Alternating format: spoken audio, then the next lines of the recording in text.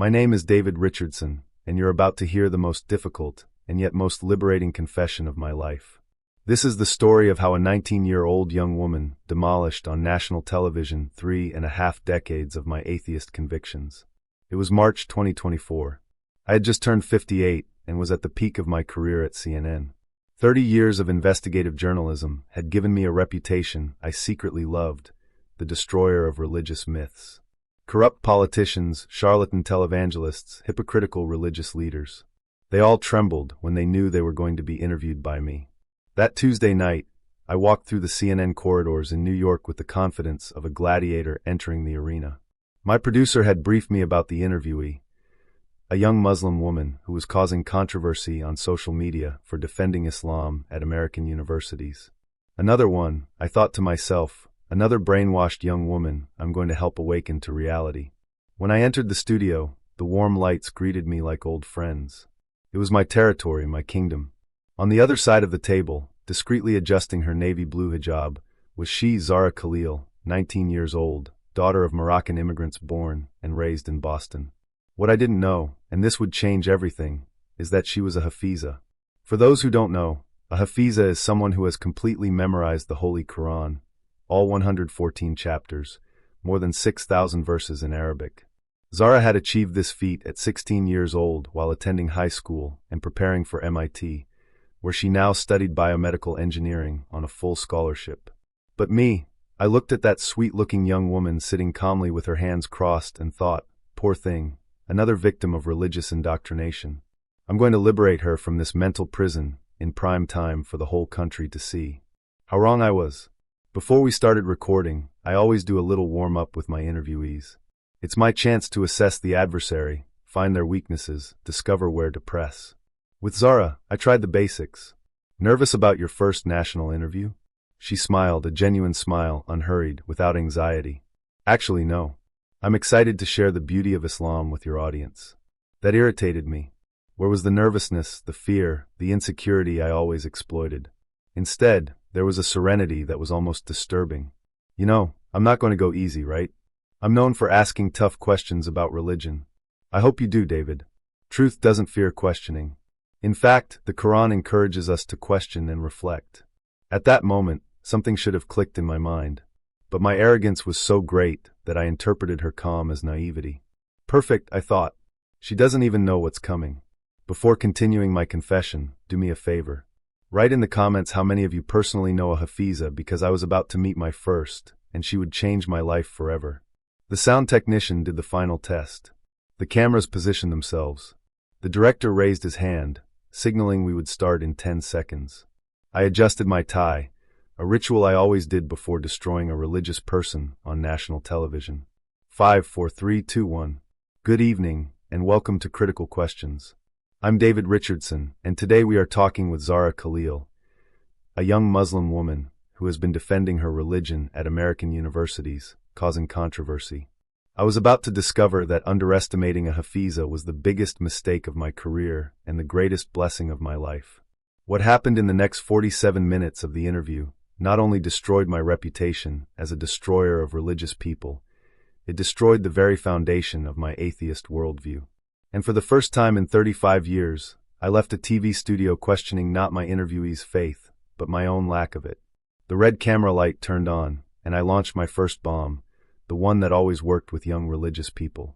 Zara, you were born in the freest country in the world. Here, women lead Fortune 500 companies, command armies, explore outer space. Why continue in a religion that, let's be honest, clearly limits feminine potential? I leaned back in my chair with that condescending smile I had practiced for decades. It was my favorite trap question. I expected to see her stutter, maybe even tears in her eyes while trying to defend the indefensible. Instead, Zara smiled. Not a nervous or defensive smile, but that disturbing serenity that completely disarmed me from the first moment. David, she said, leaning slightly forward, allow me to ask a question. Do you consider your wife less free because she chose to marry you and not other men? I blinked. Once, twice, 3 times. That wasn't in the script. None of my previous religious interviewees had counterattacked like this. Well, no, but that's different. Is it really? She continued, her voice soft but firm. Choosing limits that elevate us isn't prison, David. It's wisdom.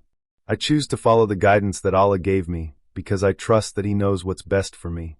Just as your wife chose to commit to you because she saw value in that decision. For the first time in decades of career, I didn't have an immediate answer. The studio became strangely silent. Even my producer, who always whispered directions in my earpiece, was mute. But you see, I began. But she continued, the real question isn't whether I have freedom to do everything, but whether I have wisdom to choose what's best for my soul. At that moment, something changed. The hunter had become the prey. I tried to recover, appealing to the basic concept I always used. But Zara, freedom is exactly that, being able to do what we want when we want without external restrictions. She interrupted me with a question that demolished my definition. David, is a pilot freer ignoring the laws of aerodynamics or following them to fly? Is a surgeon freer ignoring human anatomy or following it to save lives? I opened my mouth to respond, but she continued relentless. I grew up in Boston seeing my free friends, free to hurt themselves in toxic relationships, free to destroy their bodies with alcohol and drugs, free to wander through life without purpose or direction. Is that the freedom you're defending? Her words cut like a sword. She wasn't just defending her religion. She was attacking the very foundation of my secular worldview. The laws of physics don't limit the pilot. They enable him to fly. Allah's guidance doesn't limit me. It enables me to live a life with real meaning. I felt my argumentative foundation crumbling. For decades, I had attacked religion as limiting human freedom, but I had never really questioned what freedom meant. You see, she continued, true freedom isn't absence of limits. It's choosing the right limits. It's the difference between a river that flows within its banks to reach the ocean and a destructive flood that leads nowhere. At that moment, I realized something disturbing. I had never deeply questioned what freedom really meant. I had just accepted the superficial cultural definition and used it as a weapon against religion. Desperate to regain control, I tried a new approach. But you can't deny that these Islamic rules are excessively restrictive for a modern woman. Zara cut me off with a simplicity that destroyed me. David, do you drive drunk? Of course not. Why not? Aren't you free? Because it's dangerous and illegal. Exactly. Her eyes sparkled with intellectual victory. You follow that restriction because it protects you and other people. Allah's guidance works exactly the same way. I squirmed in my chair. She had used my own logic against me brilliantly. We follow thousands of rules every day, she continued. We don't kill. We don't steal. We don't drive in the wrong direction. These rules don't oppress us. They create a functional society. Why would divine guidance be different? I tried one last card. But these are human laws for social order. And here's the fundamental difference, she said, leaning forward. Your human laws change every generation. What was crime yesterday is legal today. What's legal today might be crime tomorrow. Allah's guidance is perfect and eternal, tested for 1,400 years and still working perfectly. I felt as if my own arguments were being used to build a prison around my atheist beliefs. Every point I made was systematically dismantled and turned against me. Worst of all, she was doing this with a calm and logic I couldn't refute. I went for my most direct attack, the one that always worked. But you can't deny the facts, Zara. Islam clearly favors men over women. 2 women's testimony equals 1 man's. Inheritance is unequal. She stopped me with a question that embarrassed me. David, did you really study complete Islamic legislation, or just read biased media headlines? Before I could answer, she briefly closed her eyes and recited from memory. It was at this moment I discovered she was a Hafiza. And for women, there are rights equivalent to their duties according to what is equitable, and men have a degree of responsibility over them. Quran chapter 2, verse 228. She opened her eyes and continued, that degree isn't superiority, it's financial responsibility. The man is obligated to support the woman while her money is exclusively hers. Then came the devastating blow. In the 7th century, David, Islam guaranteed women inheritance rights, the right to maintain property after marriage, the right to initiate divorce, the right to work and keep their earnings. How many centuries did your advanced civilization take to grant the same rights? I was speechless. I had never really studied Islam, just accepted stereotypes perpetuated by the media. The world's first university was founded by a Muslim woman, Fatima al-Fihri, in 859. Meanwhile, women in the West were considered property until the 20th century. My humiliation was public and total. I realized I had spent decades attacking something I had never bothered to truly understand. Desperate, I pulled my strongest card, the one that always destroyed Islam defenders. If Islam is so perfect, Zara, explain to me why Muslim countries are among the most problematic in the world. Wars, poverty, oppression, dictatorships. Her analogy completely destroyed me. David, if I take the American Constitution, a brilliant document, and point to school shootings, the opioid epidemic, political corruption, does that mean the Constitution is flawed? I tried to interrupt, but she continued relentless. You're confusing pure teachings with imperfect human application. Judging Islam by the flaws of corrupt leaders is like judging medicine by the mistakes of an incompetent doctor. Then she did something that definitively silenced me. She recited another verse from memory. And we made from among them leaders guiding by our command, when they were patient and were certain of our signs. Quran chapter 21, verse 73. True Islamic leadership requires patience, knowledge, and certainty, not brute force or political power. Besides, she added, you ignore prosperous Muslim countries like United Arab Emirates, Malaysia, Qatar. But those don't appear in your headlines, do they? At that moment, I realized she had separated religion from politics with more clarity and precision than any political scientist I had ever interviewed. And she did it at just 19 years old. My strongest card had turned to dust in her hands. I went for my last attack, the one I considered definitive. But Zara, how can a clearly intelligent person like you believe in an invisible God? Where's the scientific evidence? How can you base your entire life on something that can't be proven? Her response completely broke me. David, do you love your wife?